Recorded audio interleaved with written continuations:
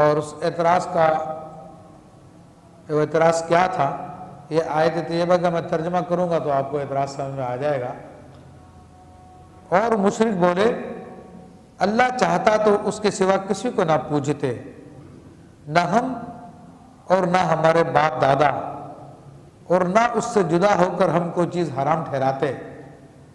ایسا ہی ان سے اگلوں نے کیا، یعنی یہ کافروں نے اعتراض کیا کہ بھائی ہم جو کچھ کر رہے ہیں وہ تو اللہ کی چاہت سے کر رہے ہیں، ہم نے جو چیز حرام کر لی، جو چیز حلال کر لی، سب اللہ کے ارادے سے، اللہ کی چاہت سے ہے۔ اللہ نہیں چاہتا تو نہیں کرتے ہم لوگ، تو کہہ بھی رہے وَلَوْ شَاءَ اللَّهُ مَا عَبَدْنَا مِن دُونِهِ، اگر اللہ چاہتا تو ہم اس کے سوا کسی کی پوجا نہ کرتے، نہ ہم کرتے نہ ہمارے باپ دادا کرتے۔ اللہ نے چاہا تو اس لیے ہو رہا ہے، اور نہ ہم کسی چیز کو حرام کرتے، اللہ نے چاہا تو معاذ اللہ حرام کر رہے ہیں ہم لوگ۔ تو اللہ تعالیٰ نے جواب میں یہ ارشاد فرمایا، اسی طرح ان سے پچھلے کفار تھے وہ بھی یہی باتیں کرتے تھے۔ فَحَلْ عَلَى الرُّسُلِ إِلَّا الْبَلَاغُ الْمُبِينُ، تو رسولوں پر کیا ہے مگر صاف اللہ کا پیغام پہنچا دینا۔ تو اللہ کا پیغام رسولوں نے پہنچا دیا۔ اب یہ جتنی بھی یعنی اس کے اندر اٹکھیلیاں کر رہے ہیں، جتنی بھی نکتہ دانیاں کر رہے ہیں، جتنے بھی اعتراضات کر رہے ہیں، یہ جانے ان کا کام جانے۔ یہ اللہ تبارک و تعالیٰ نے اپنے حبیب علیہ السلام کو ایک تسلی عطا فرمائی ہے کہ سرکار دو عالم صلی اللہ تعالیٰ علیہ وسلم ان کو بہت سمجھاتے تھے، اور بہت زیادہ سمجھانے کے باوجود، معجزات دکھانے کے باوجود جب وہ ایمان نہیں لے کر آتے تھے تو آپ علیہ السلام کے قلب اقدس کو تکلیف ہوتی تھی کہ یہ لوگ کیوں نہیں ایمان لے کر آتے، کیوں اپنے آپ کو جہنم کا ایندھن بنا رہے ہیں۔ تو اللہ تعالیٰ نے فرما دیا کہ حبیب آپ نے تو اپنا کام پورا کر دیا ہے۔ تو یہ بات یہاں پہ ہوئی، لیکن اب جو کفار نے اعتراض کیا کہ جن لوگوں نے کفر کیا، شرک کیا، وہ کہتے ہیں کہ اگر اللہ تعالیٰ چاہتا تو ہم اس کے سوا کسی اور کی پوجا نہ کرتے، نہ ہم نہ ہمارے ماں باپ، اور جو چیزیں ہم نے حرام کی ہے تو اللہ کی معاذ اللہ چاہتا تو نہیں کرتے۔ تو یہ ان کا ایک اعتراض ہے، یہ جبر کا اعتراض ہے جو فرقہ جبریہ کی طرف سے بھی اعتراض کیا جاتا ہے۔ اب کفار نے یہاں پہ جبر سے کام لیا۔ اس کے میں مختصر سا عرض کر دوں کہ اللہ تبارک و تعالیٰ نے تمام مخلوقات کو پیدا فرمایا، پوری کائنات کو پیدا فرمایا، تمام کی تمام کائنات اللہ تبارک و تعالیٰ کے حکم سے، اس کے جبر سے اس کی عبادت میں لگی ہوئی ہے۔ تمام کی تمام کائنات سوائے دو مخلوق کے، انسانوں کے اور جنات کے، باقی ہر چیز اپنی تسبیح میں لگی ہوئی ہے، اپنی عبادت میں لگی ہوئی ہے، ہر چیز کی اپنی تسبیح ہے۔ صرف دو چیزوں کو اللہ تعالیٰ نے آزاد چھوڑا، اور باقی جتنی چیزیں ہیں اللہ تعالیٰ کی مخلوقات میں سے تو کوئی قیام کی حالت میں ہے، جیسے درخت ہے، وہ قیام کی حالت میں لے کے اللہ کی تسبیح بیان کر رہے ہیں، کوئی رکوع کی حالت میں ہے جیسے کہ چوپائے ہیں، یہ سب کے سب رکوع کی حالت میں، یہ چلتے پھرنا، اٹھنا بیٹھنا، ان کا بولنا سب خدا تبارک و تعالیٰ کی تسبیح ہے۔ اور کچھ مخلوقات وہ ہے جو سجدے کی حالت میں ہے، جس طرح کہ جو حشرات الارض ہے، جو زمین پہ ہوتے ہیں، سانپ ہے، دیگر چیزیں ہیں، یہ سب کے سب سجدے کی حالت میں ہے، یہ سب کے سب اللہ تعالیٰ کی تسبیح بیان کر رہے ہیں۔ پہاڑ ہیں، یہ قعدے کی حالت میں بیٹھے ہوئے ہیں، جس طرح قعدہ ہوتا ہے، جلسہ ہوتا ہے ہمارا، یہ سب کے سب اللہ تعالیٰ کی تسبیح بیان کر رہے ہیں۔ باقی صرف دو چیزیں جن کو پورا اختیار دیا گیا، جن کی حالت بھی بدلتی رہتی ہے، وہ ہے انسان اور جنات۔ انسانوں کو اللہ تبارک و تعالیٰ نے اور جنات کو اختیار دیا کہ وہ اپنی مرضی سے جو چاہیں کر لیں، ان کو اختیار ہے، ایمان لانے چاہیں تو مومن بن جائیں، کافر ہونا چاہیں تو کافر بن جائیں، ان کی اپنی مرضی ہے۔ اب یہاں پر اللہ تبارک و تعالیٰ نے ان کو ہر طرح کی صلاحیت عطا فرمائی، ہر طرح کی قوتیں ان کو عطا فرمائی، ان کو اچھائی کی قوت بھی عطا فرمائی، ان کو برے کام کرنے کی قوت بھی عطا فرمائی۔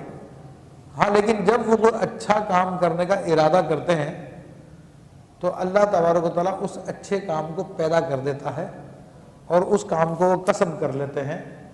اسی طرح کوئی برا کام کرنے کا ارادہ کرتے ہیں تو اللہ تعالیٰ اس کام کو بھی پیدا کر دیتا ہے اور وہ اپنے ارادے سے اس کام کا قسم کر لیتے ہیں۔ تو یہ اختیار اللہ تعالیٰ نے انسان کو دیا، یہی اختیار جنات کو ہے۔ وَهَدَيْنَاهُ النَّجْدَيْنِ، ہم نے اس کو دونوں راستوں کی ہدایت دے دی ہے، اب اس کے اختیار میں ہے۔ فَمَنْ شَاءَ فَلْيُؤْمِنْ، جو چاہے ایمان لے آئے، جو چاہے کفر کرے۔ ظاہری اعتبار سے انسان پہ کوئی رکاوٹ نہیں ہے، کوئی قدغن نہیں ہے، کوئی اس کو روکنے والا نہیں ہے کہ جو اس کو ایمان سے روکے یا کفر سے روکے، یہ بندے کے اپنے اختیار میں ہے۔ اب کفار کا یہ کہنا کہ اگر اللہ چاہتا تو ہم شرک نہ کرتے، تو یہ سراسر اپنے اوپر سے اپنی نفس پرستی پر سے پردہ ڈالنا ہے اور اپنے جرائم پر پردہ ڈالنا ہے، اور یہ اللہ تبارک و تعالیٰ کی طرف منسوب کر دینا ہے۔ ٹھیک ہے نا؟ تو اب اس کا جواب کیا ہے؟ اس کا جواب میں نے آپ کو واضح کر دیا کہ اللہ تبارک و تعالیٰ نے ظاہر میں کسی کو قید نہیں کیا ہوا، کسی کو پکڑا ہوا نہیں ہے، سب کے سب آزاد ہے اپنے مرضی کے مطابق اور جو چاہیں کر سکتے ہیں۔ کوئی یعنی کوئی دلیل نہیں دے سکتا کہ اللہ تبارک و تعالیٰ نے مجھ کو روکا ہوا ہے اس لیے میں کفر پہ ہوں، مجھ کو جو ہے روکا ہوا ہے اس لیے میں ایمان پر ہوں، تو یہ ان کا اعتراض بیکار ہے، فضول ہے۔ ہاں اتنا مسلمانوں کا عقیدہ ہے کہ ہر کام اللہ تبارک و تعالیٰ کے ارادے سے ہو رہا ہے، اللہ تعالیٰ کے ارادے کے بغیر کچھ بھی نہیں ہو سکتا۔ تو وہ کیا چیز ہے؟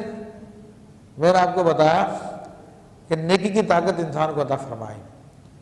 جب انسان نیکی کرنے کا ارادہ کرتا ہے تو اللہ تبارک و تعالیٰ اس کو نیکی کو پیدا کر دیتا ہے، اور جب برائی کرنے کا ارادہ کرتا ہے تو اللہ تعالیٰ برائی کو پیدا فرما دیتا ہے، وہ برائی کا انتصاب کر لیتا ہے۔ تو اس اعتبار سے تمام کاموں کی نسبت اللہ تبارک و تعالیٰ کی طرف ہے۔ لیکن اللہ چاہتا کیا ہے؟ اللہ کا ارادہ اور چیز ہے، اللہ تعالیٰ کی مشیت اور چیز ہے۔ اس چیز کو اکثر لوگ نہیں سمجھتے، اس کو فرق نہیں کرتے اور پھر وہ غلطی کر جاتے ہیں۔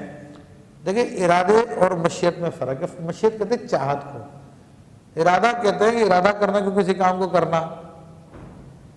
اب دونوں میں فرق کیا ہے کہ ارادے میں چاہت شرط نہیں ہے۔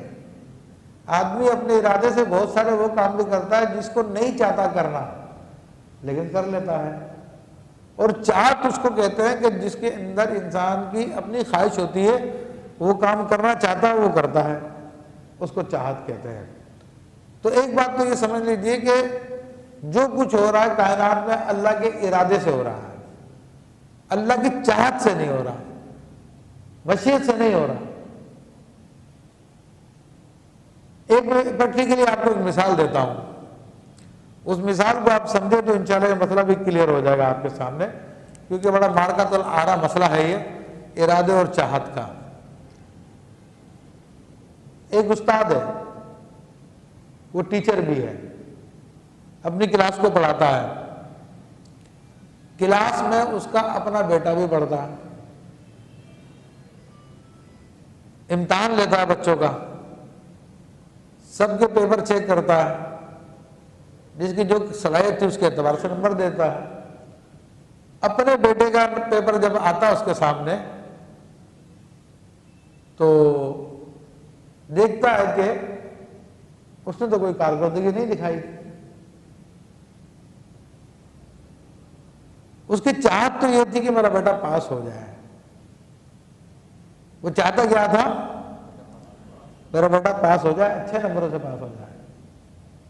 لیکن وہ انصاف پسند آدمی ہے، اس نے نمبر چیک کیے، چیک کرنے کے بعد 33 سے بھی اس کے کم نمبر بنتے تھے، وہ اٹھا کے اس کو دے دیے۔ تو 33 سے کم نمبر دیے، یہ اس کا ارادہ ہے، اپنے ارادے سے اس نے یہ نمبر دیے، اور چاہتا کیا تھا؟ تو اب آپ کو سمجھ میں آیا ارادے کا فرق اور چاہت کا فرق؟ کچھ سمجھ میں آ رہا؟ تو بلا تمثیل اللہ تبارک و تعالیٰ چاہتا تو یہ کہ سارے مسلمان ہو جائیں، سب کو دعوت دے رہا ہے، اس لیے تو بلا رہا سب کو، اس کی مشیت ہی ہے، لیکن ارادہ کیا ہے وہ جو ظاہر میں نظر آ رہا ہے۔ تو کافروں کا یہ کہنا کہ اللہ چاہتا تو ہم جو کسی اور کی عبادت نہ کرتے، اللہ تو چاہ رہا کہ تم کسی اور کی عبادت نہ کرو، اللہ تو تمہیں تبھی تو دین کی طرف تمہیں بلا رہا، تبھی تو تمہیں اپنی عبادت کی طرف بلا رہا، منع کر رہا، کہلوا رہا کہ لا الہ الا اللہ محمد رسول اللہ، یہ اس کی چاہت ہے۔ لیکن جو کچھ ظہور میں آ رہا وہ اس کا ارادہ ہے کہ تم نے کفر کا ارادہ کیا تو تمہارے لیے اس نے کفر کو پیدا کر دیا، انہوں نے ایمان کا ارادہ کیا تو ان کے لیے اللہ تعالیٰ نے ایمان کو پیدا کر دیا۔ تو یہ جو کچھ ظہور میں یہ اس کا ارادہ ہے، اور جو چاہتا ہے وہ احکام جو دیتا ہے وہ چاہت ہے۔ تو یہ اس اعتراض کا جواب ہے۔ تو ان کا یہ کہنا کہ جناب کہ ہم کسی چیز کو حرام نہ کرتے اگر اللہ نہ چاہتا تو یہ بالکل غلط ہے۔ وہ ارادہ الہیہ کو چاہت سمجھ بیٹھے ہیں، چاہت اور چیز ہے، ارادہ اور چیز ہے۔ اللہ فرماتا کہ اس قسم کے ڈھکوسلے، اس قسم کے فالتو قسم کے اعتراضات ان سے پچھلے جو فلاسفر گزرے تھے کفار، وہ بھی یہی کرتے رہتے تھے، نبیوں کے مقابلے میں کرتے تھے۔ مگر نبیوں کا کام تو حق بات کو بیان کرنا، اللہ کے پیغام کو پہنچا دینا ہے، کوئی سمجھے یا نہ سمجھے، کوئی مانے یا نہ مانے۔